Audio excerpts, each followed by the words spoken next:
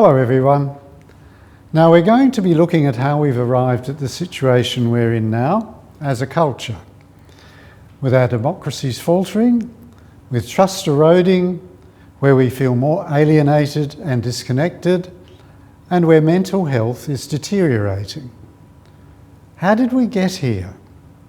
Well, it didn't come from nowhere, and artists and scholars have been tracking this since the end of the 19th century.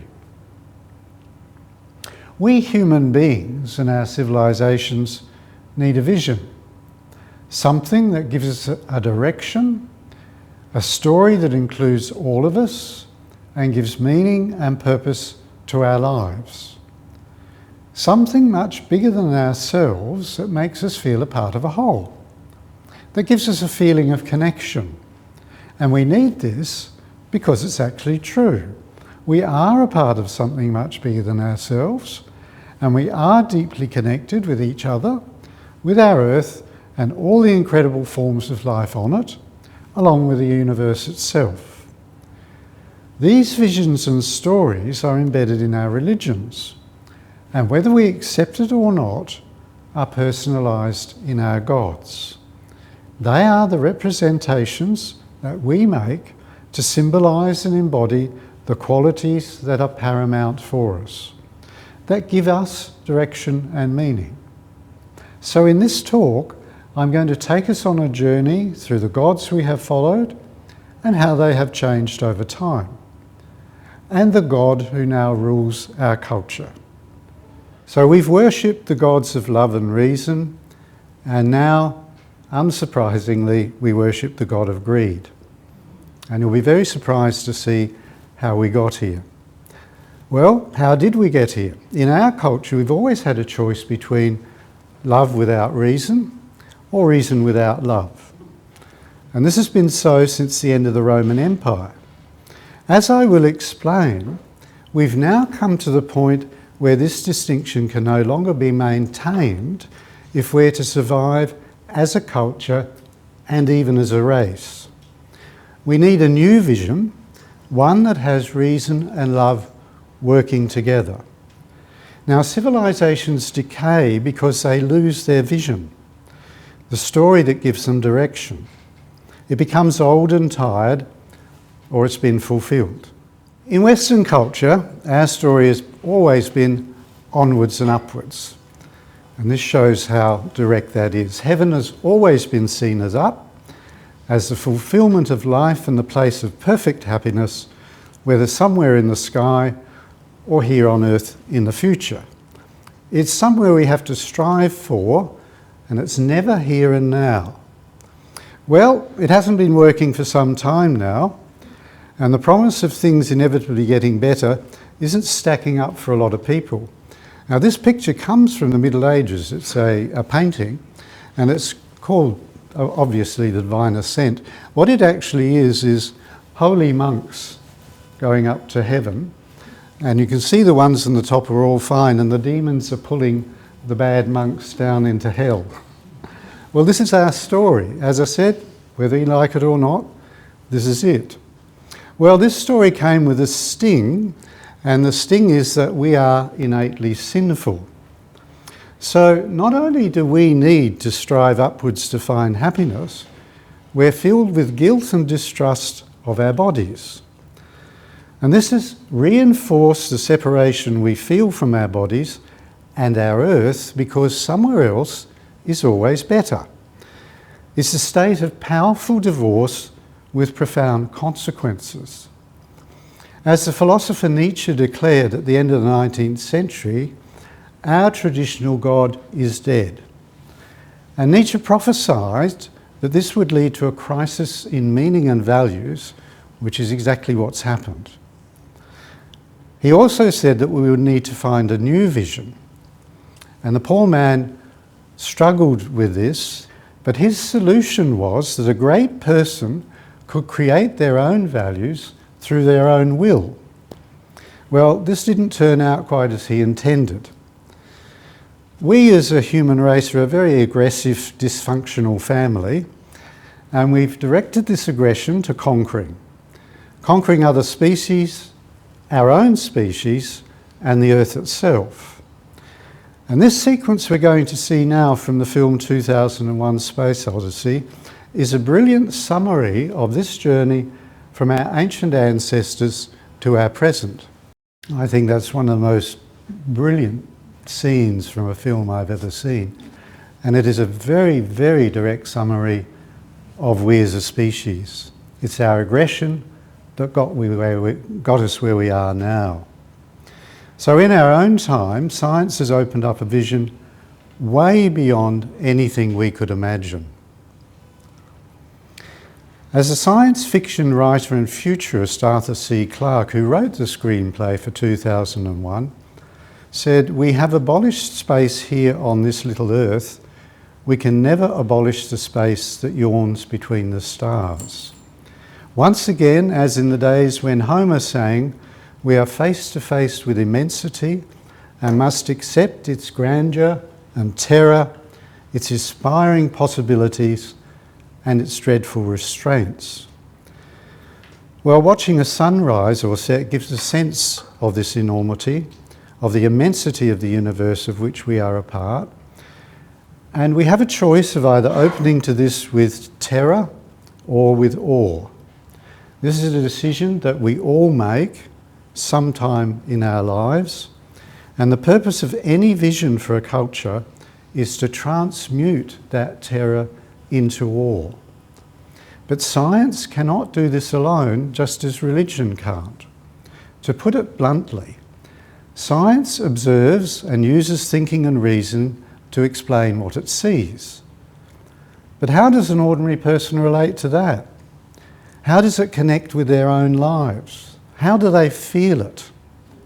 And science certainly can't provide a moral foundation for living together. And it's this that leaves people feeling isolated and alone. The stories of a culture and religion relate directly with people through their emotions. They can feel them immediately. They feel connected to the vision and to each other, and they feel no longer alone. And this is because it's our emotions that drive us to action, not reason, logic, or thought. Emotions are much older, much more fundamental, and it's through them that we feel connected to each other and the world around us. This connection is what we call love. It's this that gives meaning to our lives, and we ignore emotions at our peril. But how do the stories of religion stand up to reason when you apply logic to them? And this leaves human intelligence betrayed. So this is why neither reason nor love on their own can fulfill the role of providing a vision that embraces our whole being, our head, our heart, and our gut, our thinking, our feeling, and our will. So here's Arthur Clarke again. As our own species is in the process of proving, one cannot have superior science and inferior morals. The combination is unstable and self-destroying. Now, the only philosopher I know who found the balance between reason and love without betraying either of them was Bertrand Russell. He valued reason highly, but understood that it could not find arguments for altruism and against selfishness. So he said that the argument defending them lies not in an appeal to facts, but in an appeal to the emotions. So reason without love is impotent, and love without reason is blind. And we've all heard that before, haven't we? So this is what's now playing out in our age of decadence. Science has explained exactly what is happening in our world and to it, and is impotent to do anything about it. And the will of the morbidly rich and the titans is rampaging on unchecked. And politics, one of our institutions dedicated to listening to, caring for, and doing the will of the people, is mostly condoning it. So Clarke said that at this point in time we should stop looking to the future and look to the past for where to go now. Now, looking to the past isn't as hard as it seems because this knowledge is already here. The knowledge, philosophy and reason of the ancient Greeks was rediscovered when the Middle Ages decayed. And this revolutionised and reinvigorated Western civilisation. So what I'm proposing is to do the same, looking back to the knowledge, philosophy and experience of the East to provide a new direction and meaning for us. This iconic image of the Buddha is important because of what he's doing.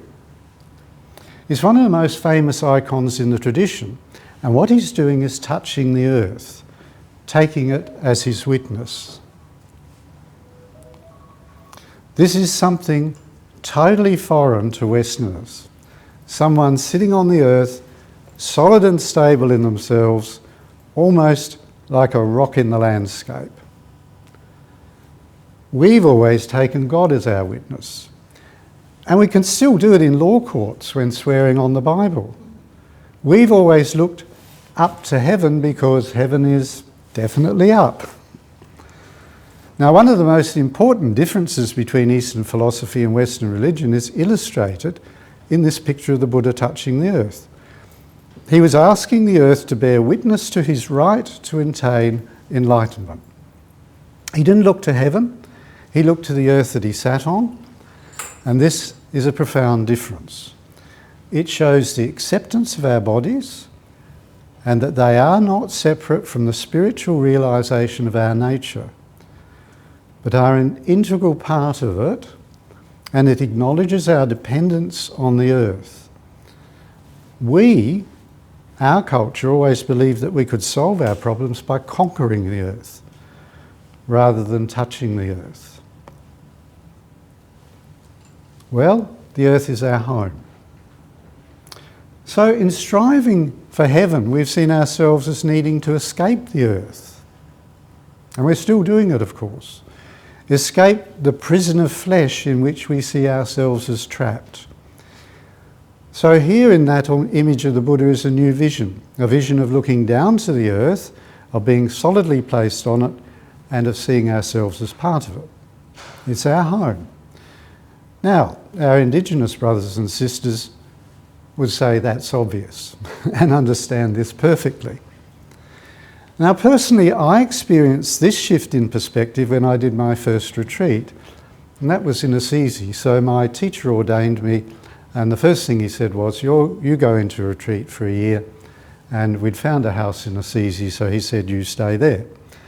Now, I studied in the Buddhist tradition because of its practical knowledge and experience of the human mind. Even so, I believed I was entering a spiritual discipline that would take me to the heights. Instead, my teacher said, you've been there, now go down into the depths. And he literally said, down into the blackness. And he turned me to all the things that I'd put behind me and moved on from, and the pain involved in all of that, into what I saw as the shit of my own life.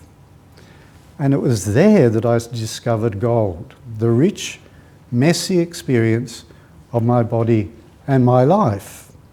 So if you want to discover it, you have to touch the earth and get your hands dirty. I learned that to understand my mind, I had to look to my body. They are not, as we have believed for so long, two separate things. Unlike Western culture, which sees things in terms of good or bad, Eastern culture is not so binary. Its philosophy includes both and. And this is represented in the symbol of yin and yang. Yang represents movement, creativity and direction, and yin, stillness, openness and receptivity. And you'll notice that yin has some yang and yang has some yin. Neither can operate fully without the other. Now, all of this provides the foundation for the shift we need to make in our culture in order to navigate the state we've created for ourselves. So let's now go on our journey together to see how we got here. We start in Paris, where we can see the history of Western culture from the 12th to the 19th centuries. Now that comes from the program Civilisation, put together by Kenneth Clark, and that's the beginning of the program, starting in Paris. So we're at the end of the Middle Ages, and this age I call the Age of Love. And this, of course, is Notre Dame Cathedral in Paris. It was built from the 12th to the 13th centuries.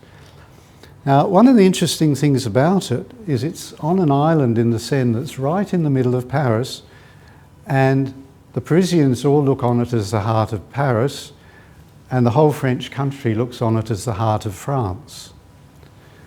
So it's this that's the centre, and has been for some time, of their heart experience.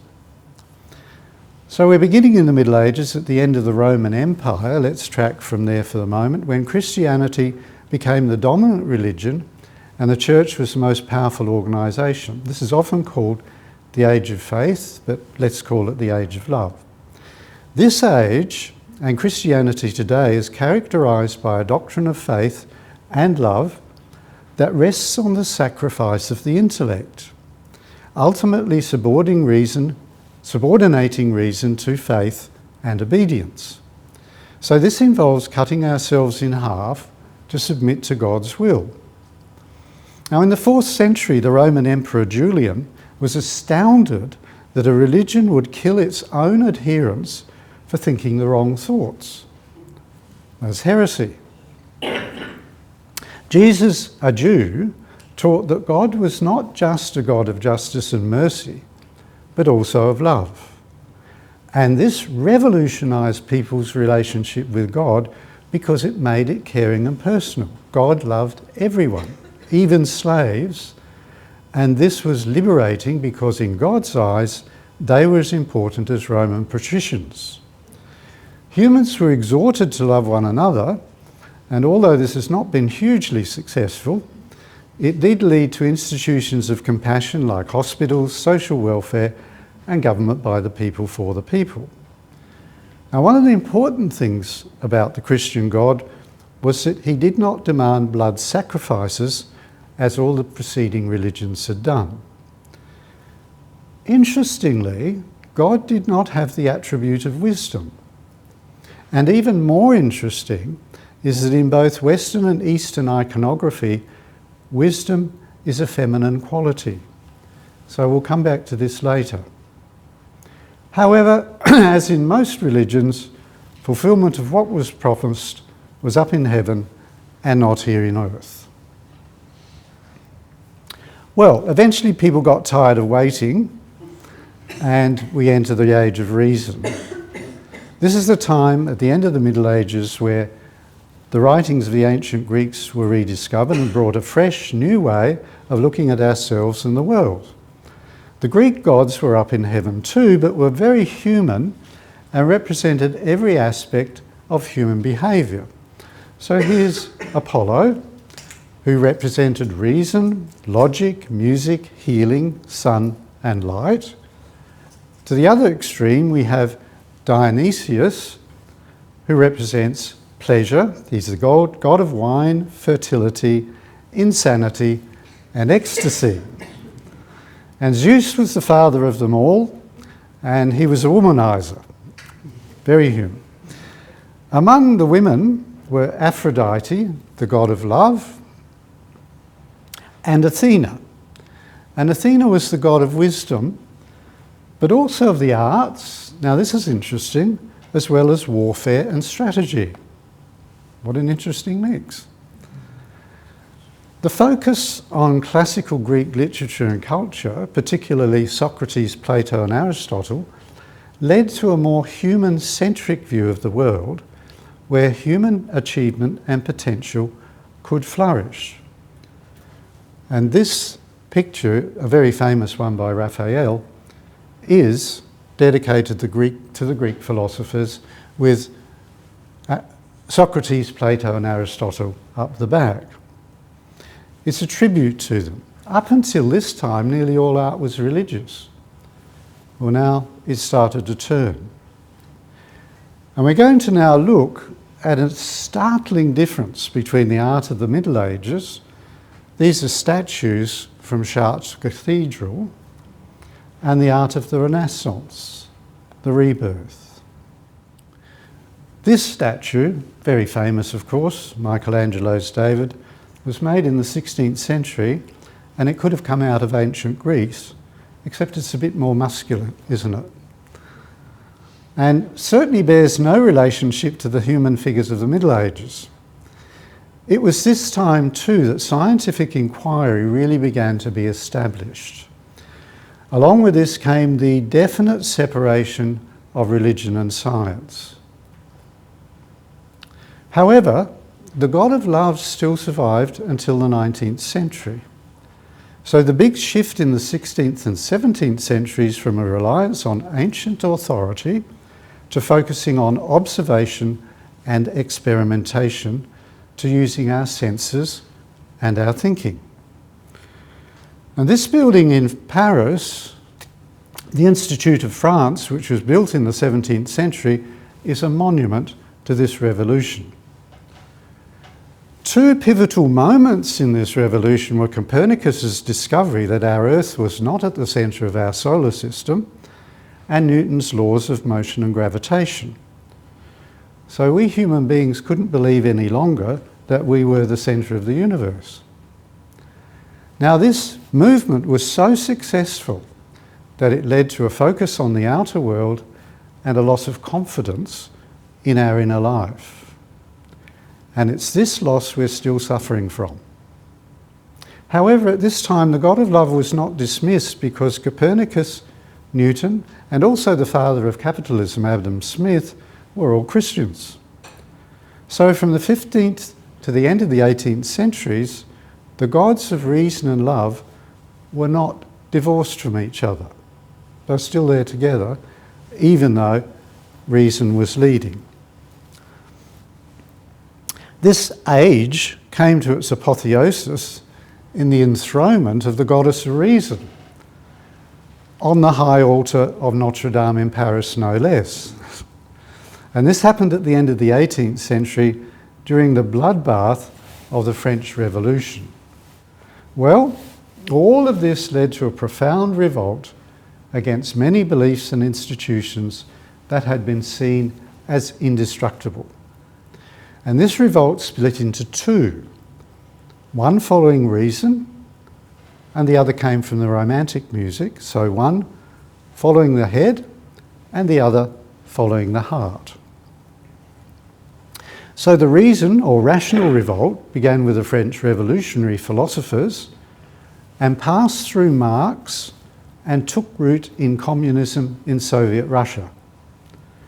The Romantic revolt passed through Schopenhauer and Nietzsche and gave birth to the myth of the great person for whom the rest of humanity are only a means to achieve excellence.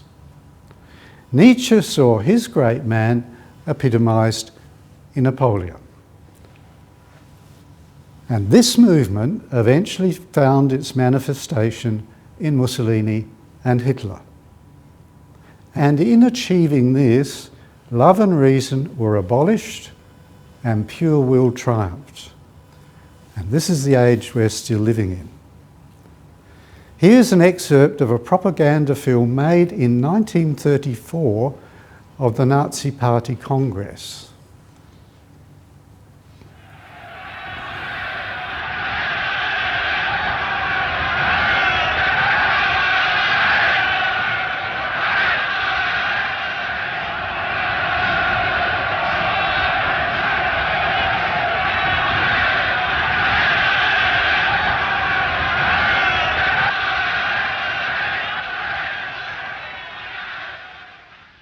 Das Ziel aber muss sein, alle anständigen Deutschen werden Nationalsozialisten.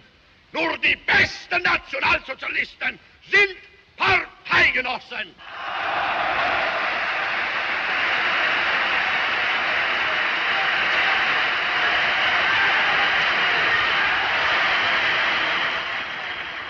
Wenn die älteren Jahrgänge noch wanken werden könnten, die Jugend ist uns verschrieben und verfallen mit Leib und mit Seele.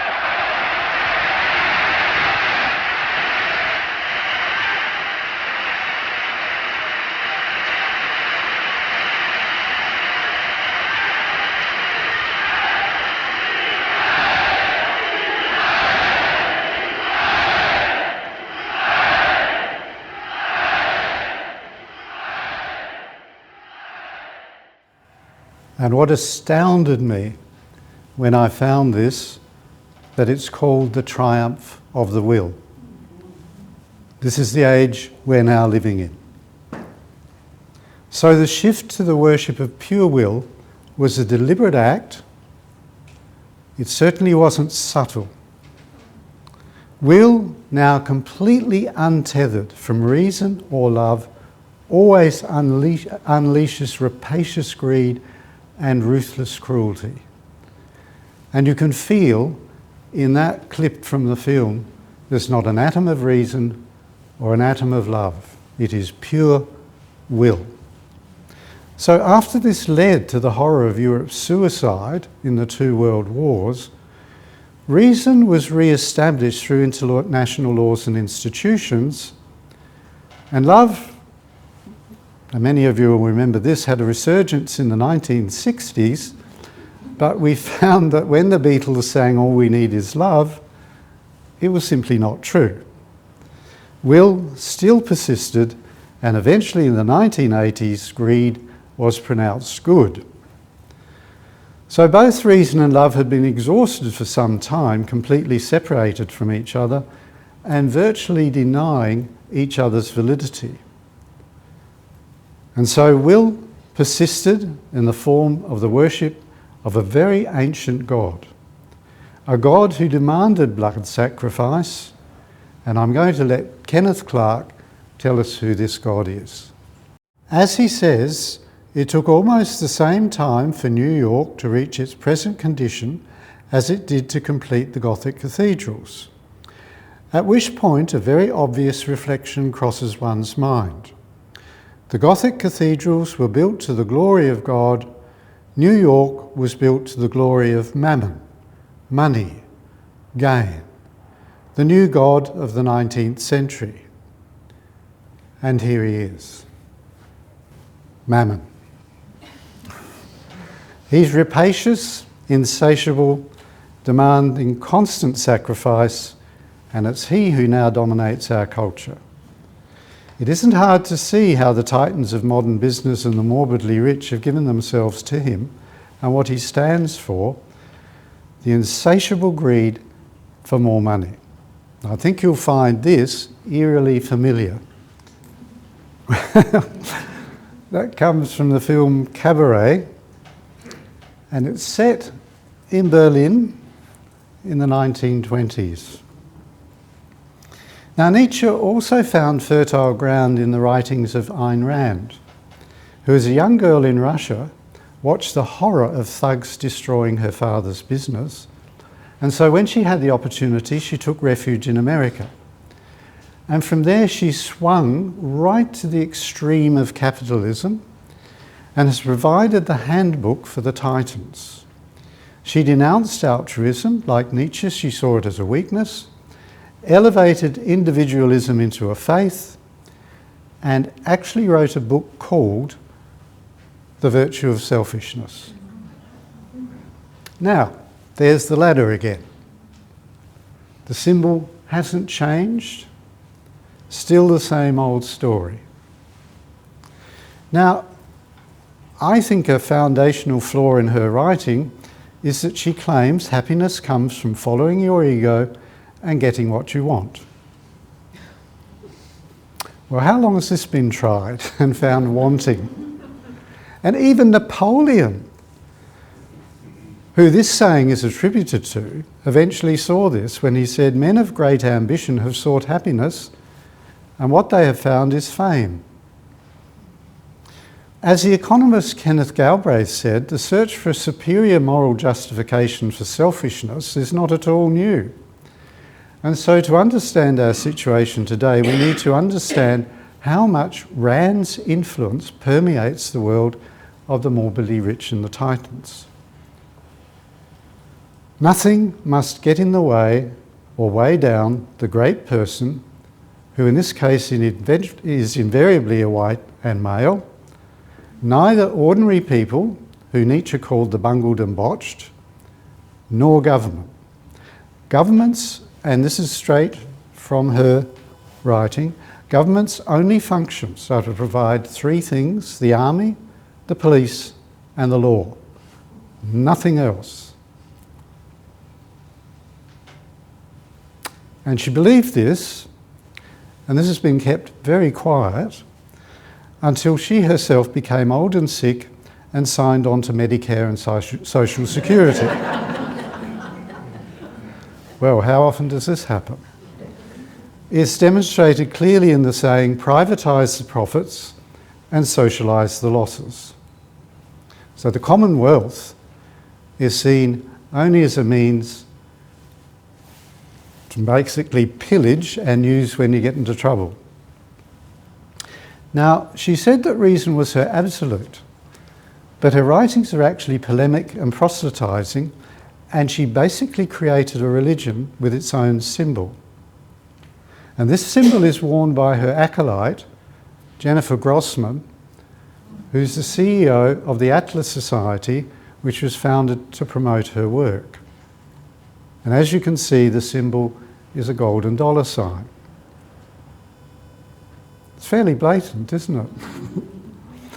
She has ardent followers all around the world, not only in the USA, but also in the UK and here in Australia. And so the insatiable jaws of mammon take up the sacrifice of human bodies, human hearts and mind, the minds of our children, along with the earth that we all depend on for our survival. Now this is extraordinary. In the 1970s in America, the Supreme Court even ruled that money becomes free speech in the case of political donations. Absolutely extraordinary concept. Now I'm going to share some direct quotations to support this. These are not hoaxes, they're direct quotations from the people themselves. This one is from a very young Mark Zuckerberg while he was still at Harvard, the social media tycoon, and it's a text conversation with a friend about his new website, the Facebook. Yeah, so if you ever need info about anyone at Harvard, just ask. I have over 4,000 emails, pictures, addresses and texts. And the friend said, what? How'd you manage that one? And Zuckerberg said, people just submitted it. I don't know why. They trusted me. Dumb fucks. Now, it's crucial to know, I'm not saying money's bad or wealth is bad. It's not at all. It's now the lack of ethics that's we're suffering from, exactly as Arthur C. Clarke said. People have been upset, and we're upset about the invention of books, the radio, television, but all of those were regulated. For the first time, we're living with a whole set of human relationships and experiences and conversations and communication that is totally unregulated. And it's crucial to understand that nothing in society works without trust. To devalue trust is to devalue society and the connections that hold us together. But this illustrates the root of the very beginnings of social media, what is now called the end-shitification of the internet. Now, Adam Smith, the father of capitalism, who I mentioned earlier, also taught moral philosophy at Glasgow and published a book called The Theory of Moral Sentiments. Modern economics completely ignores this side of his work. He never saw profit as business's only purpose and viewed business as an integral part of the social structure. This lack of ethics in social media is confirmed by Tristan Harris, who once worked as a product designer for Google. And this is a direct quote from him. Once you know how to push people's buttons, you can play them like a piano. And this is exactly what product designers do to your mind. They play your psychological vulnerabilities, whether they're conscious or unconscious, against you in the race to grab your attention. Now here is a direct quotation from an article written by a former executive of British Petroleum. His name is Greg Bourne. The polluting impact of fossil fuels is not new knowledge to those who peddle them. Nearly 30 years ago, when I was an executive at BP, we acknowledged climate change and what it would bring, despite others in the industry crying foul. We knew then what many fossil fuel companies still pretend not to. Burning coal, oil and gas would overheat our planet and fuel more extreme, more destructive weather. And before his death, the neurologist Oliver Sacks said about social media, what we are seeing and bringing on ourselves resembles a neurological catastrophe on a gigantic scale. And he was also very concerned about our inner life. He worried that many of us had given away too much ground, that we'd given up, in his words, some of the greatest amenities and achievements of civilization: solitude and leisure, the sanction to be oneself, truly absorbed, whether in contemplating a work of art, a scientific theory, a sunset, or the face of one's beloved. That is, we have completely lost our inner life, our true connection with ourselves, our fellow humans, and the world we live in. This has all now been digitalised and monetised. So in other words, the cost of following mammon means that the trust on which society depends has become increasingly undermined, and we've become more and more disembodied. And it's this that explains the massive and apparently unexplainable decline in mental health and the all-pervading feeling of alienation. We've lost the ability to feel our bodies, that is, to feel that we live in our bodies. Instead, we mostly see them as machines to feed and exercise so that they will do our will, so that they'll look good and either seduce or overpower others. Now, there's a man in the United States who's built an entire career curing ADHD, right, thank you, by just taking the kids out into the bush for a week. That raw contact with nature brings them back to their bodies. So I Googled woman happy in her body to find a picture of someone happy in their body. And I got pictures like this one. They speak for themselves, don't they? It's a pose for someone else. It's self-conscious and performative. To find an image of someone truly content in their body, I had to go to another culture.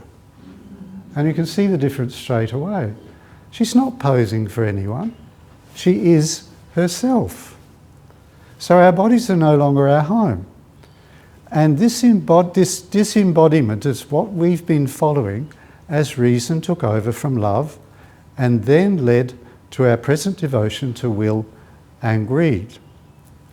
Well, let's have a look. Has the story of our troubled relationship with our bodies changed much from the story of original sin? This is an icon of pop music, Michael Jackson. Now let's put this together with the image we looked at earlier. And I think that speaks for itself. Exactly the same gesture, except his is an expression of rage, not guilt or shame, because he's being bad.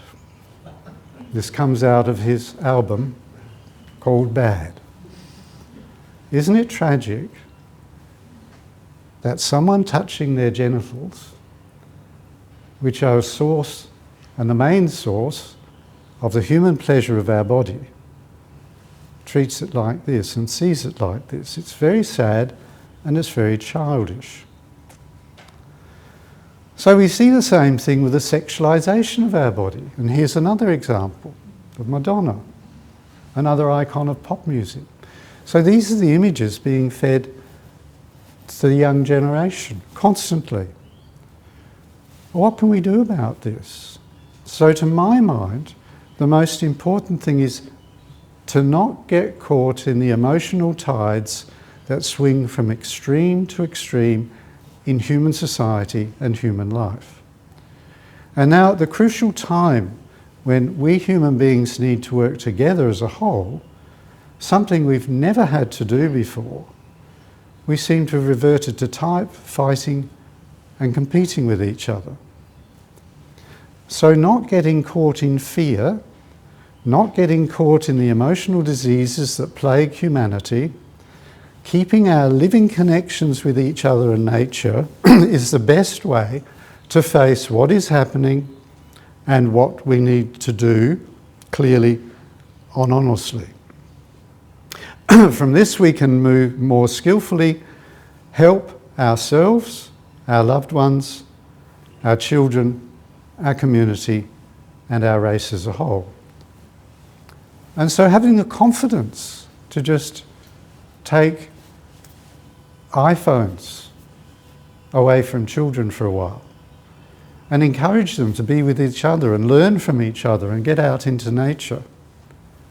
And I read an article recently about a father saying, I've lost my children to robots, all the algorithms. It's a tragedy. Well, that takes confidence because the only power those people have is what we give them.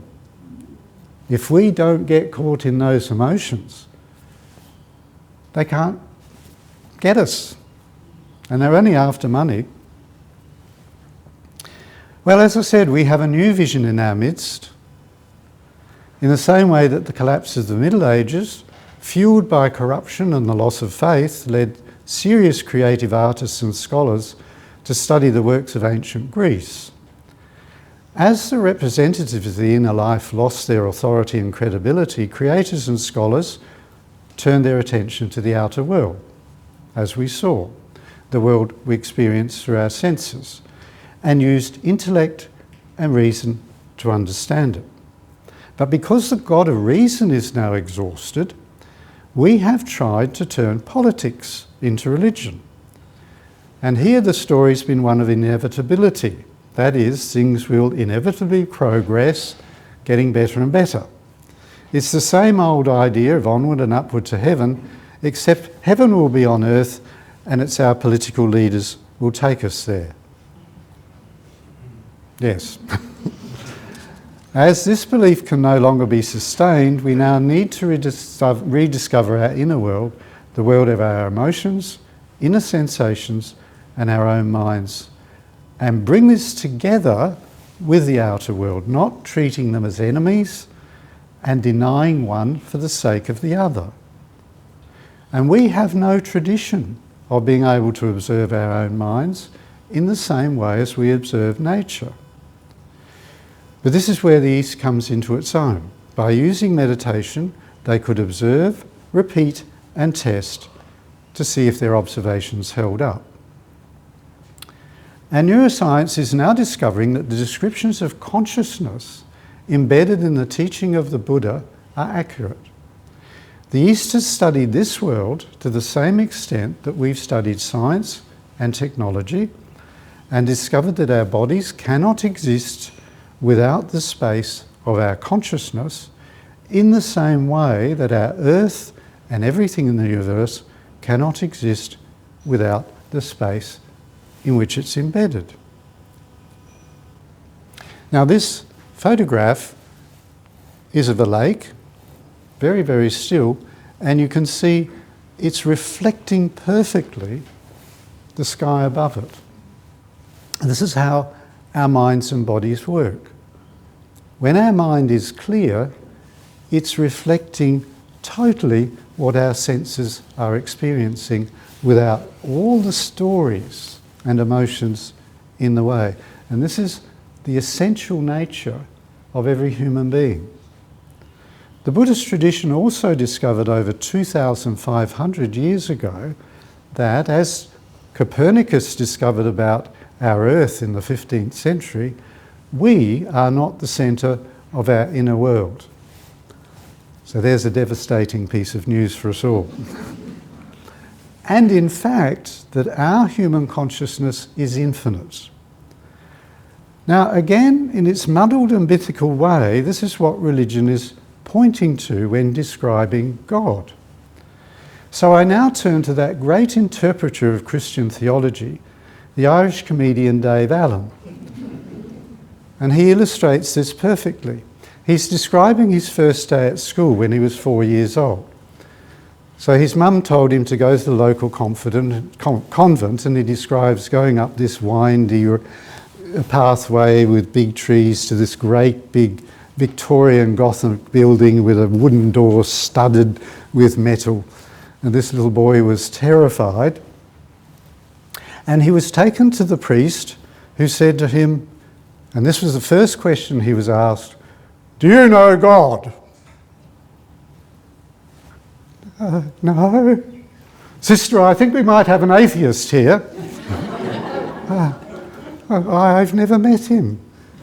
"Well, God is, God was, and God always will be." Oh, where is he?" "He's everywhere." "I can't see him." "He's in this room."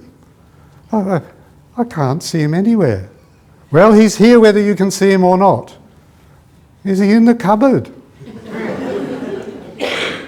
God does not live in cupboards. We'll come back to that. So it's our tunnel vision, the ego tunnel that we view our lives through, that is the cause of all our suffering, loneliness, alienation, and our feeling of separation. It's this that renders us so destructive. And the purpose of the stories of religion were to make us aware that how we see ourselves is only a very small part of who we are. This makes us feel that we're missing out, which we are. Now, a very simple example from our past is how men were always taught to repress their feeling side, still are, and women to repress their thinking side. So in the Buddhist tradition, if you wanted to and had the time and resources to practice, you could experience this for yourself. And you could. If you didn't have that time, the images and symbols of the human mind give a picture of it that is far more accurate than those in our culture. All these symbols and pictures of the mind include both masculine and feminine, both yang and yin, the qualities of direction, decision and action in partnership with openness, receptivity and seeing clearly. And for simplicity's sake, I like to call them love and clarity.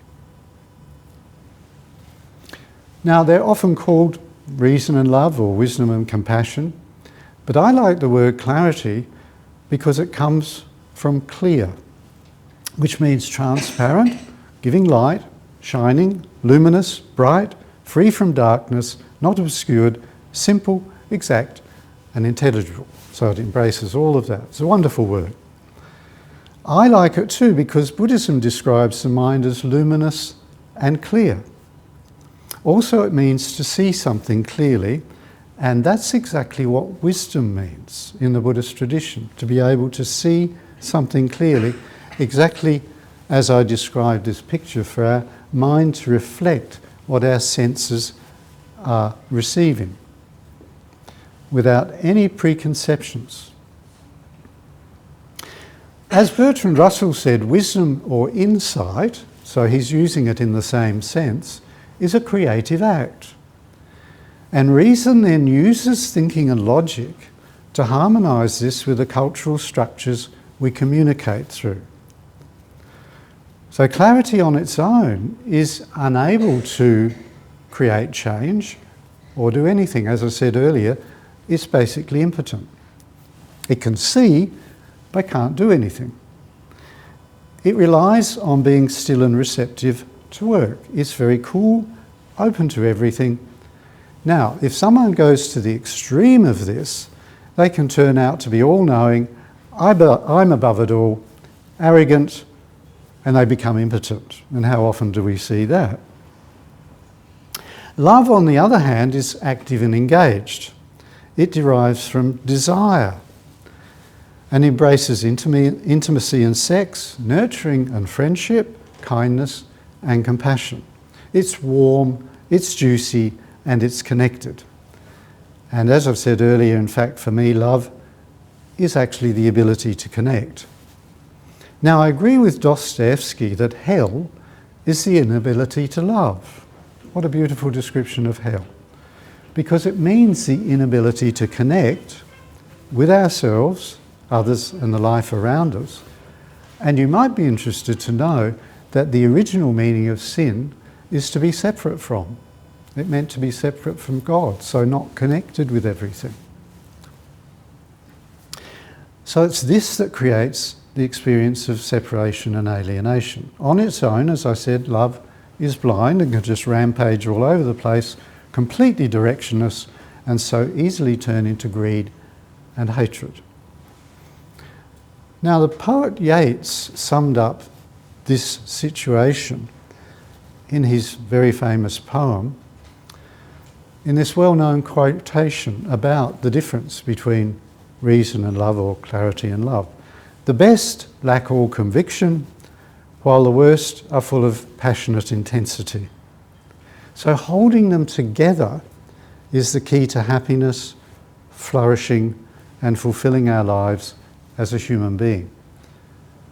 Now this is where we're going, walking in the middle. Not giving way to either extreme is the inner marriage that alchemy talks about. I'll come back to that later. It's a fine line, but it's the only place where we're not split in half, with one half becoming the enemy of the other. When they work together, we have a cool, clear mind, working with a warm, connected heart. So clarity gives the vision and the direction, and love gives the energy and the motivation to move. Clarity can give purpose, but not meaning, and love can give meaning, but not direction.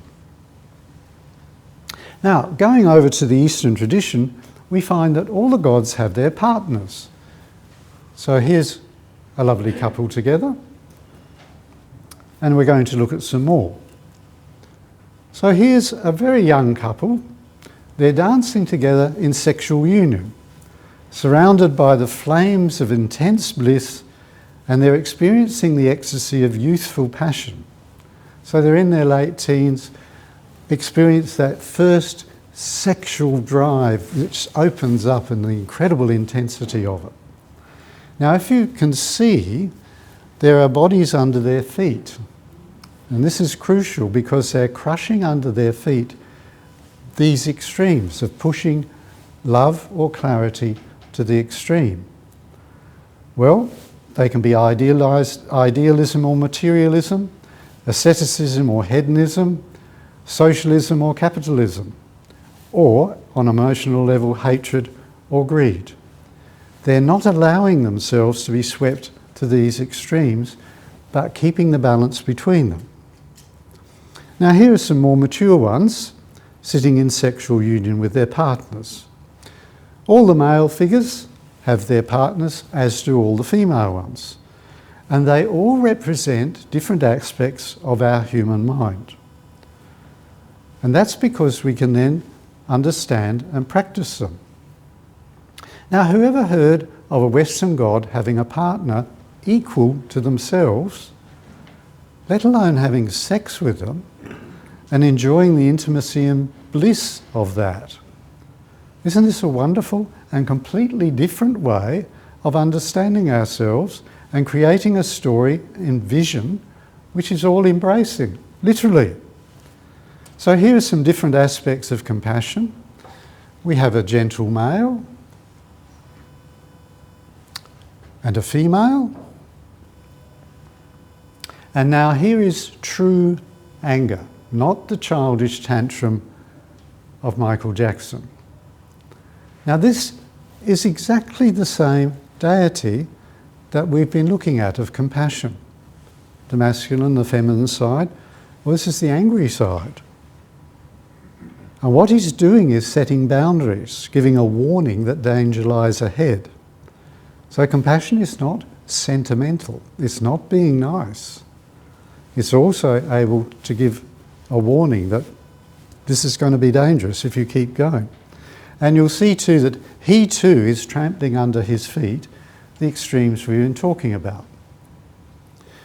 So in the same way as we need not to get caught in the extremes, mentally and emotionally for our own health, we need to understand that our physical body cannot exist without left and right, with what we actually see as opposites.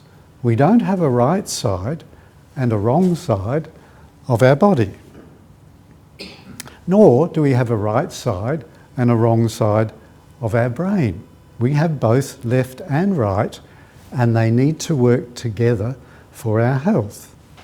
So this applies too to the body of our society. It needs both left and right working together, keeping each other in balance. And in Australia, for a while, we achieved that with what we called the mixed economy.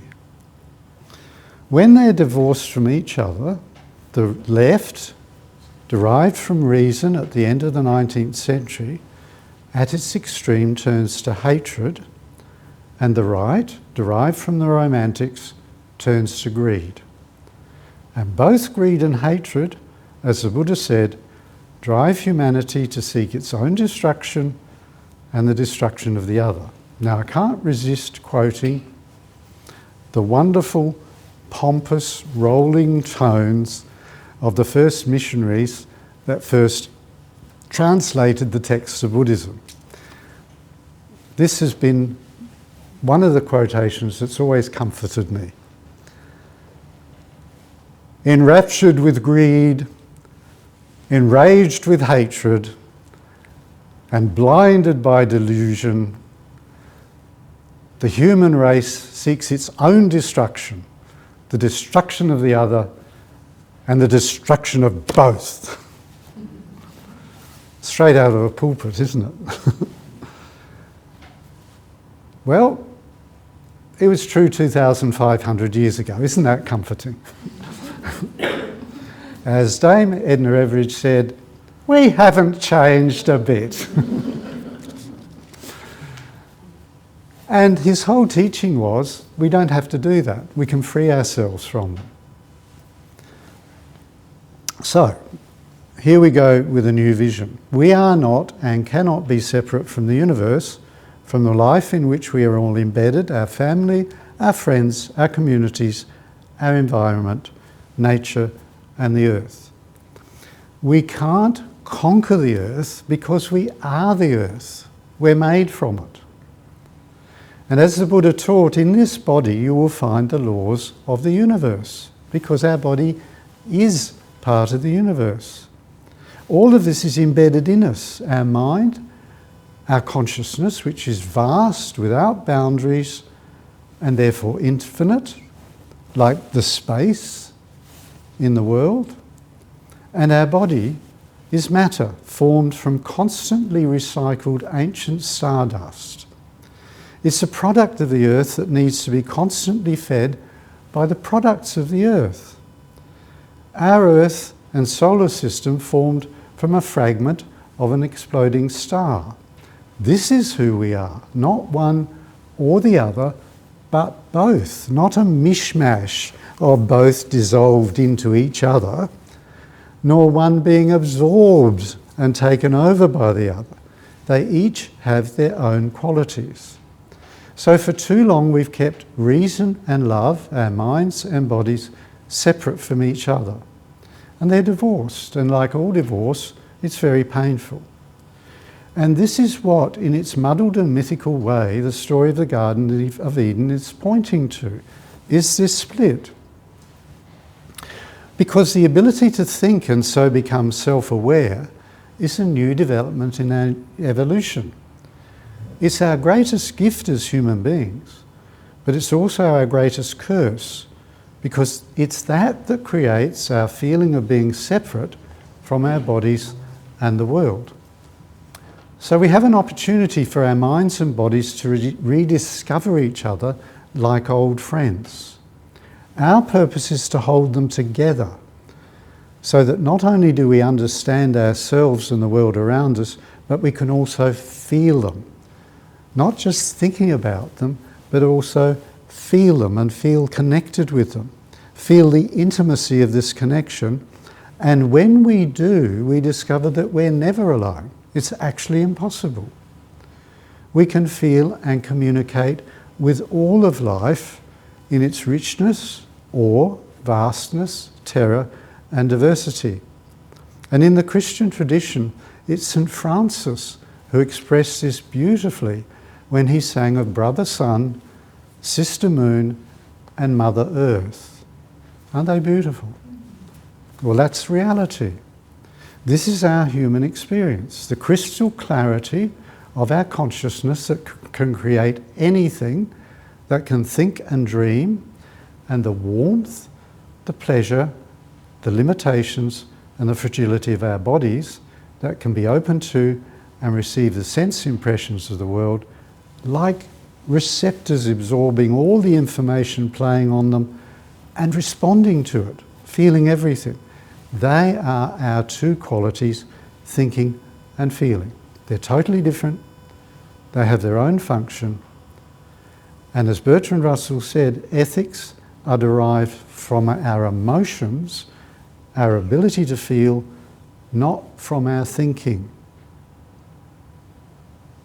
They're derived from our ability to feel connected with each other, feel and share the pleasure and pain of others, and so care for each other. And this is not a weakness, as Nietzsche and Rand insist.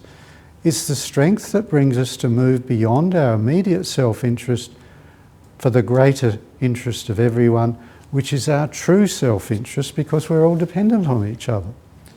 To cooperate for our overall flourishing and ultimately for our survival as human beings.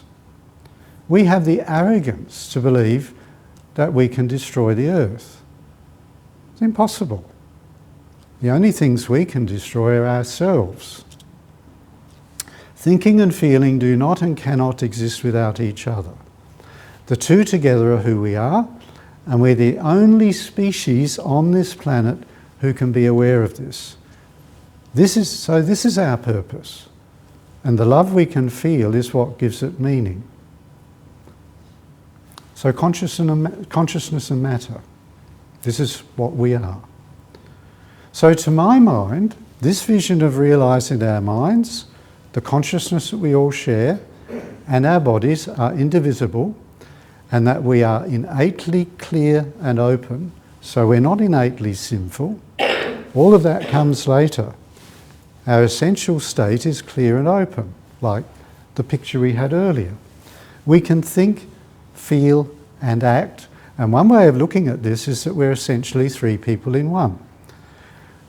The thinker, the feeler, and the doer. Head, heart, and gut. And our purpose as human beings is to fulfill all of these, not turn one into a god and another one into a devil, not seeing our lives in terms of good and evil having to do battle in our hearts with each other, as Dostoevsky put it, but realising that we can bring them all together so that the incredible power and force of our life energy, our will, can be directed with clarity and love. Because it takes both of those to do it. Neither is strong enough on its own. Reason alone cannot hold this power, and so our will rampages around, destroying everything it touches, while we whimper with self-pity, and neither can love, because on its own it's blind and directionless. But the two together, thinking and feeling, discrimination and connection, mind and body, clarity and love, can harness the raw power of our will, or more accurately, our life energy, so that it has clear direction and keeps its connection with our bodies, with others, and in environment. And when they all come together, when reason and love, when clarity and love come together, in union, it's truly a marriage. The openness and clarity of our mind in total union with the bliss and pleasure and activity of our body. And it's the happiness, the contentment, the flourishing, the heaven we're all seeking. And as a psychologist wrote not long ago in Psychology Today, and her profession was as a counsellor, a marriage counsellor and sexual counsellor. And I was amazed to see her writing an article about the inner marriage. She said that's what everyone is really looking for. Now, I've had to follow the psychologist Carl Jung into the alchemy tradition because it was a hidden tradition in our culture, but it's the only one in our culture that sought to bring both inner and outer worlds and our masculine and feminine aspects into union. And interestingly enough, it's the only tradition in our culture that there's any iconography at all of male and female together in harmony. And that comes out of the Middle Ages. It's from here that the term inner marriage originated. And towards the end of his life, Jung found the actual practice of this integration fulfilled in the living tradition of Buddhism. So from all his study, it actually led him to Buddhism because he realised that's the one place that has the tools to do this. We are embedded in the universe. We're an incredible part of it and an integral part of it. And the extraordinary thing is our minds can embrace it all. And at the same time, we're only one grain of sand on the beach. We all share the same mind and matter, and yet, like every grain of sand, we're unique and individual. So to not just know this and understand it, but to feel it and experience it too, to feel connected with it, is our meaning. Having both mind and body, clarity and love, working together in harmony is the greatest bliss and contentment we can experience. The ability to see ourselves and the life around us clearly and to embrace ourselves and life itself with love is our heritage, it's our gift, it's our purpose, and it's the fulfilment of our lives. Thank you, everyone.